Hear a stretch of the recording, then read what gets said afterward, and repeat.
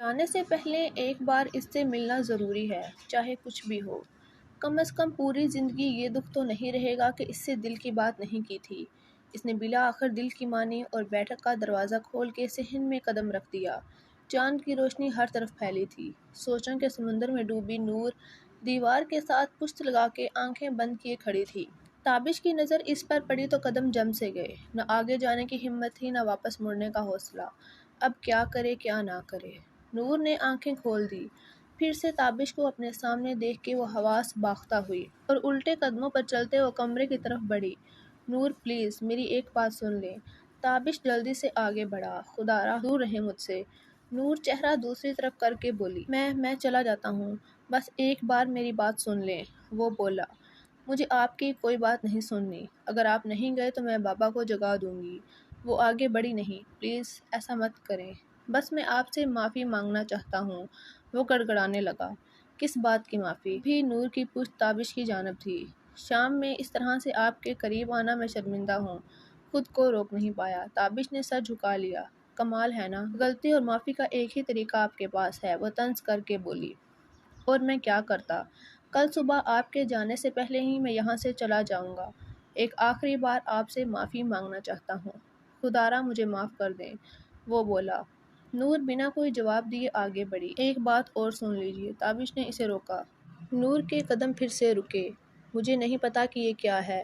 میرا دل دماغ میرے قابو میں نہیں ہے۔ شاید پاگل ہو گیا ہوں۔ ہر پل ہر وقت آپ کی صورت میری آنکھوں کے سامنے منڈلاتی رہتی ہے۔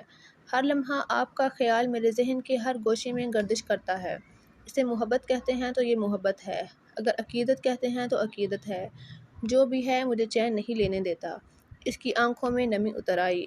نور ایک دم سے پیچھے مڑی، 2 قدم چل کے اس کے پاس آئی۔ اس کے ہر بڑھتے قدم پہ تابش کی آنکھیں حیرت سے پھیلتی گئی۔ تابش میں بھی آپ سے بے حد محبت کرنے لگی ہوں۔ ہر پل ہر لمحہ آپ کے بارے میں سوچتی ہوں۔ نور تابش کے بالکل سامنے آ کے کھڑی ہوئی۔ اس کی آنکھوں میں عجیب سی چمک تھی۔ تابش کو یہ ایک خواب کی مانند لگا۔ اس سے پہلے وہ خواب اور حقیقت کے بیچ فرق سمجھ پاتا، ایک زوردار تھپڑ اس کے گال پر پڑا۔ اس کے کھوئے ہوئے حواس واپس لوٹے۔ یہی سننا چاہتے تھے نا؟ نور نے گرج کے کہا۔ نہیں، وہ اپنا گال سہلاتے ہوئے بولا۔ کیا نہیں؟ عشق، محبت، پیار کیا ہے اس کا مطلب ہی جانتے ہو؟ نور کڑک کے بولی۔ تابش نے نظریں جھکا لی۔ تم بس مٹی کے ایک تودے کی پجاری ہو۔ تمہیں کیا معلوم جذبات کیا ہوتے ہیں؟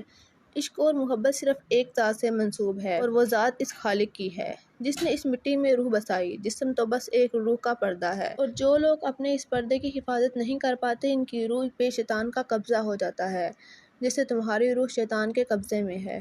چہرے پہ داڑھی سجا کے جھوٹے سجدوں سے بھی وہ شیطانیت کبھی چھپ نہیں پاتی۔ اور جانتے ہو، روح سچ اور محبت جھوٹ۔ تم بس ایک جھوٹ کے پیچھے بھاگ رہے ہو۔ سچ سے تمہارا کوئی لینا دینا نہیں ہے۔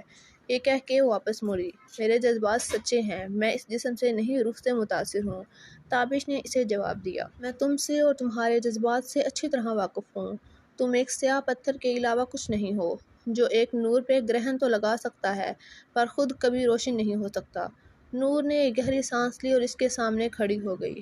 تمہارا یہ حسین چہرہ جس کے پیچھے شیطانت کی گہری تاریکی چھپی ہے، نفرت ہے مجھے اس سے۔ پھر کبھی اپنی شکل مت دکھانا۔ میں پوری زندگی اس کرب میں گزاروں گی کہ تمہارے سامنے مجھے بے پردہ ہونا پڑا، لیکن سکون سے تم بھی نہیں رہو گے۔ وہ پاؤں چٹکتی ہوئی اپنے کمرے میں چلی گئی، ایک بے جان جسم کی مانند جس کی روح پرواز کر چکی ہو۔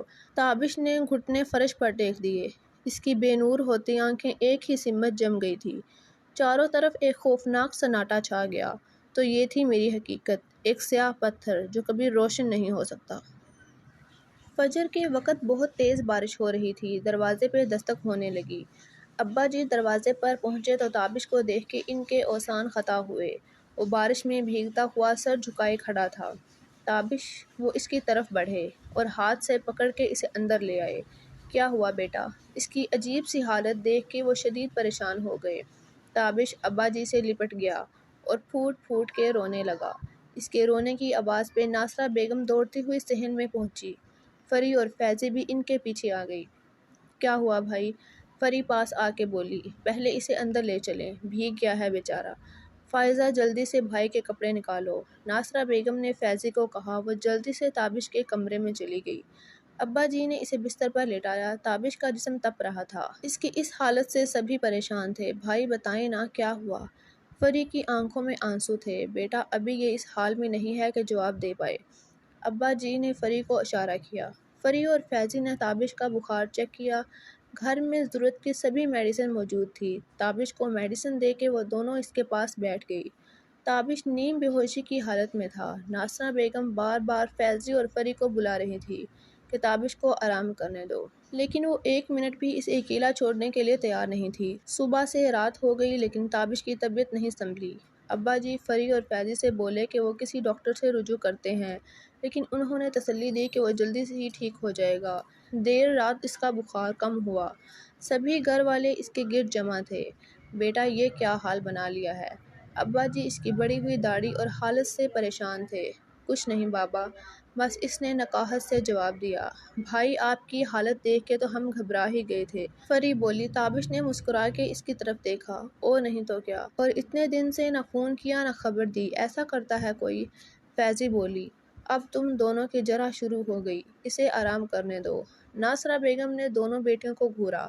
وہ دونوں تلملا کے باہر چلی گئی۔ ابا جی بھی اسے دعائیں دیتے ہوئے اپنے کمرے کی طرف چل پڑے۔ سب کے جانے کے بعد ناصرہ بیگم تابش کے سرہانے کی طرف آئی، جھک کے اس کے ماتھے پہ ہاتھ رکھا۔ میں تمہاری ماں نہیں ہوں، لیکن تمہیں ماں کی طرح پالا ہے۔ اس حالت میں تمہیں دیکھ کے کلیجہ پھٹ رہا ہے۔ بس ایک پل کے لیے مجھے اپنی ماں سمجھ کے بتا دو کیا ہوا ہے۔ ان کی آنکھوں سے آنسو کی لڑی جاری تھی۔ تابش نے ان کا ہاتھ اپنے ہاتھ میں لیا اور ایک بوسہ دیا۔ ماں میں ٹھیک ہوں، مجھے کچھ نہیں ہوا، آپ پریشان مت ہوں، اس نے مسکرا کے تسلی دی۔ ٹھیک ہو تو بار بار آنکھیں نم کیوں ہو جاتی ہیں تمہاری؟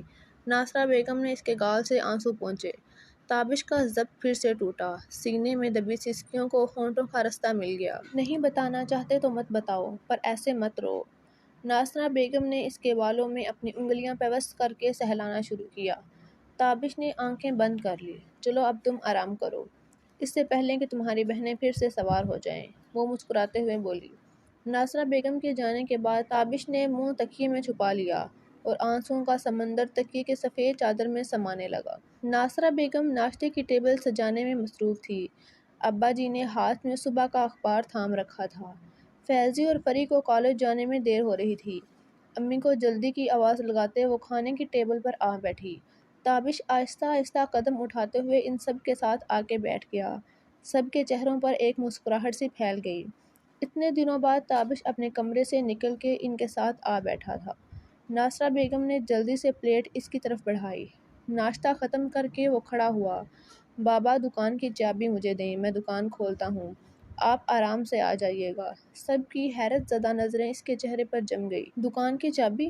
ابا جی نے سوالیہ نظروں سے اس کی طرف دیکھا۔ ناصرہ بیگم نے ابا جی کو اشارہ کیا تو انہوں نے جیب سے چابی نکال کے تابش کو تھما دی۔ شام ہوئی تو تابش ابا جی کے ساتھ گھر واپس پہنچا۔ فیضی اور پری نے ان کا ڈرامائی انداز میں استقبال کیا۔ آئیے آئیے جہاں پناہ، ہم آپ ہی کا انتظار کر رہے تھے۔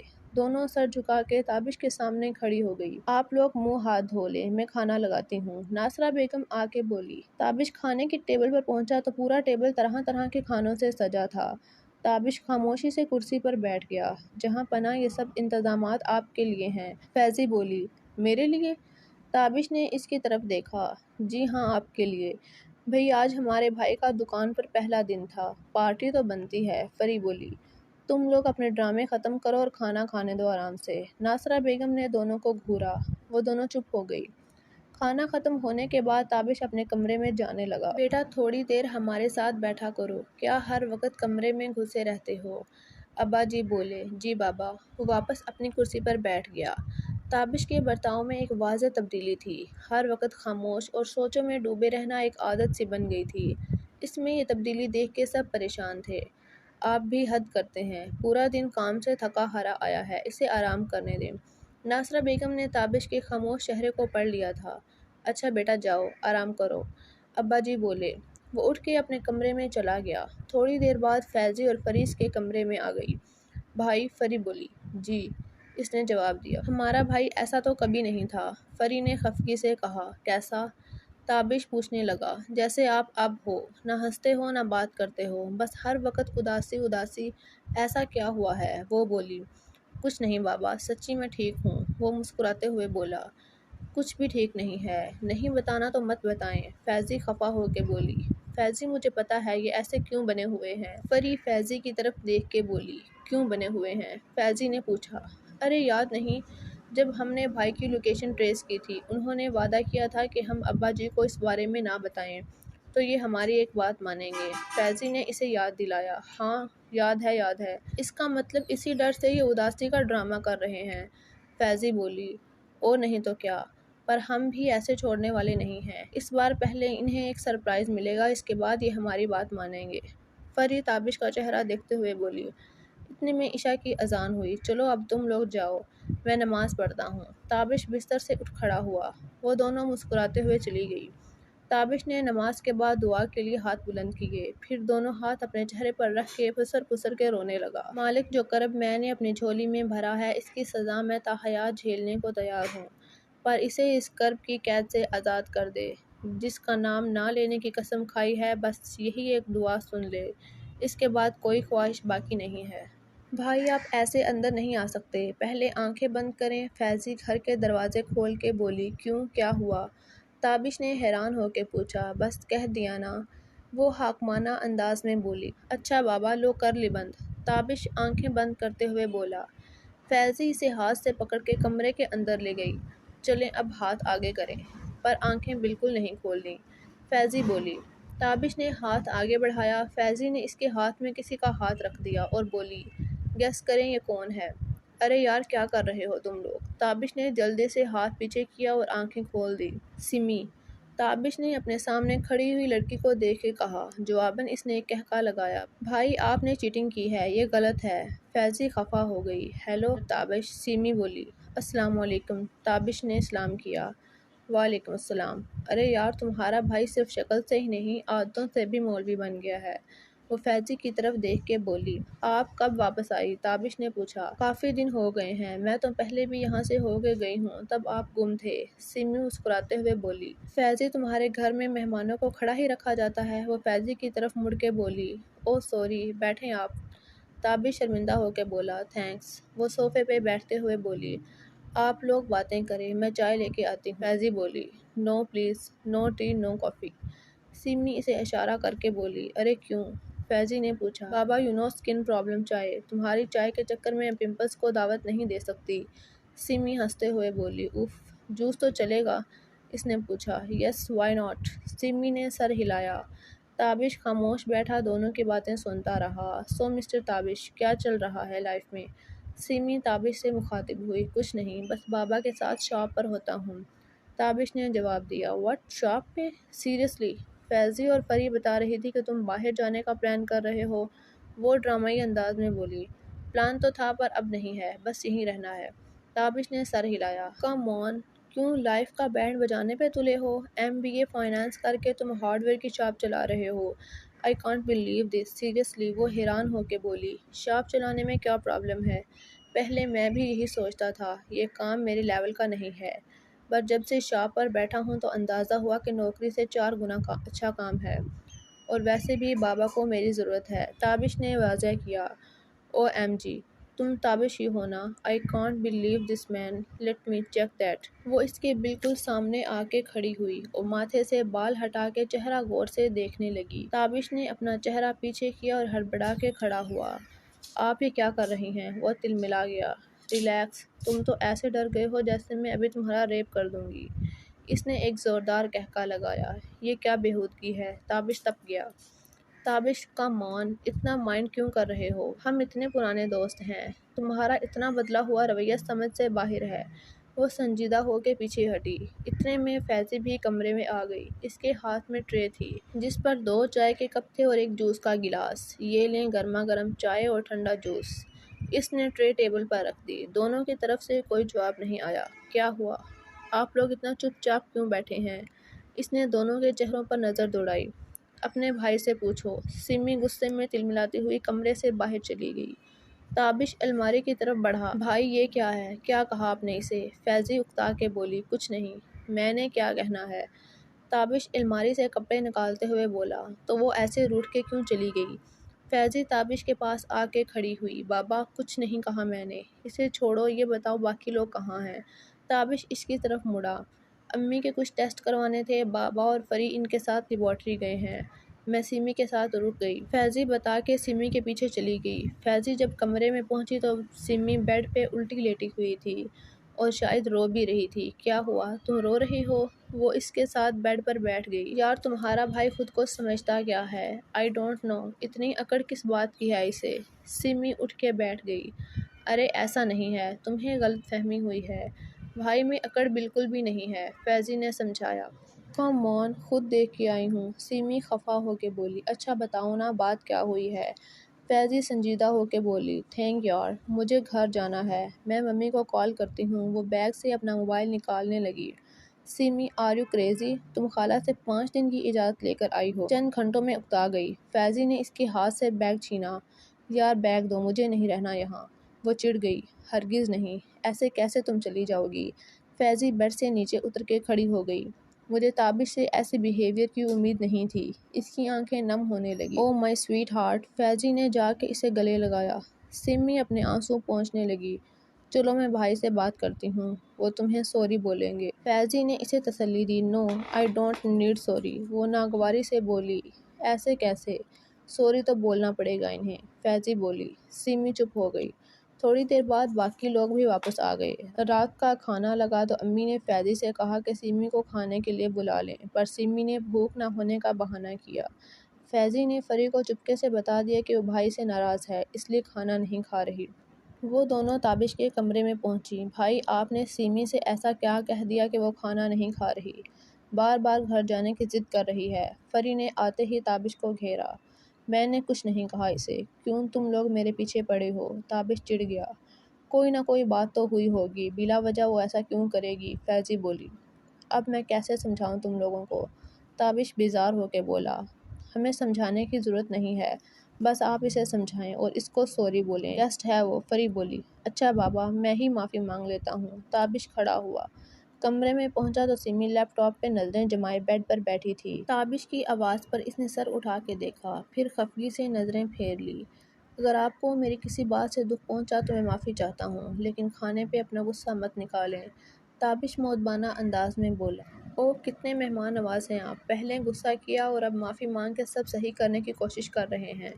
سیمی اسے گھورتے ہوئے بولی۔ دیکھیں، میں نے آپ پر غصہ نہیں کیا، بس سمجھانے کی کوشش کر رہا تھا، تابش بولا۔ اچھا سمجھ گئی میں، اب خوش؟ سیمی نے طنز کیا۔ چلیں اب کھانا کھا لیں، تابش نے اس کے چہرے کی طرف دیکھتے ہوئے کہا۔ ایک شرط پہ، وہ جھٹ سے بولی۔ کیسی شرط؟ تابش نے سوالیہ نظروں سے اسے دیکھا۔ تم یہ آپ جناب کا ڈرامہ بند کرو، میں کھانا کھا لیتی ہوں۔ اس نے لیپ ٹاپ بند کیا۔ تابش اس کا منہ تکنے لگا۔ ڈیل؟ سیمی نے اپنا ہاتھ اس کی طرف بڑھایا۔ ٹھیک ہے، اب چلیں؟ تابش نے ہاتھ ملانے سے اجتناب کیا۔ چلیں نہیں، چلو۔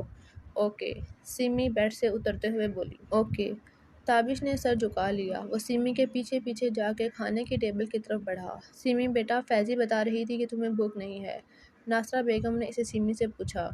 خالہ بھوک تو نہیں تھی، پر آپ کے بیٹے نے ضد ہی اتنی کی، میں نے سوچا بیچارے کا دل نہ ٹوٹے۔